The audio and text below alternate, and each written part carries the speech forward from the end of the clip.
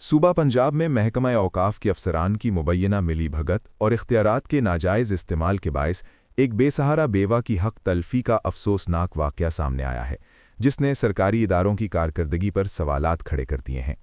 تفصیلات کے مطابق یونٹ نمبر 10 سرکل مسجد وزیر خان اللہ رکھا ٹرسٹ کے معاملے میں متاثرہ خاتون کئی ماہ سے اوقاف ہیڈ آفس اور اینٹی کرپشن دفاتر کے چکر کاٹ رہی ہے، مگر شواہد پیش کرنے کے باوجود مبینہ طور پر سابق ڈائریکٹر اسٹیٹ خالد سندھو، ایڈمنسٹریٹر اشفاق ڈیال اور سرکل مینیجر عرفان محمود کے گٹھ جوڑ نے حقائق کو دبا دیا۔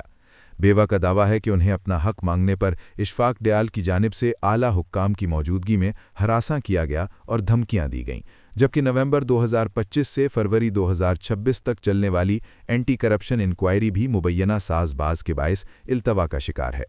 صحافت ڈیجیٹل کو موصول ہونے والی معلومات کے مطابق الزامات کی زد میں آنے والے ان افسران کے خلاف پیڈا ایکٹ کے تحت کارروائی کے بجائے انہیں مزید پرکشش اور مضبوط عہدوں پر تعینات کر دیا گیا ہے۔ اس سنگین صورتحال پر متاثرہ خاتون نے وزیر اعلیٰ پنجاب مریم نواز شریف سے اپیل کی ہے کہ انہیں ان کا جائز حق دلایا جائے، جبکہ عوامی حلقوں کی جانب سے بھی اس واقعے کی فوری اور شفاف تحقیقات کا مطالبہ کیا جا رہا ہے تاکہ قانون کی بالادستی قائم ہو اور ذمہ داران کا تعین کیا جا سکے۔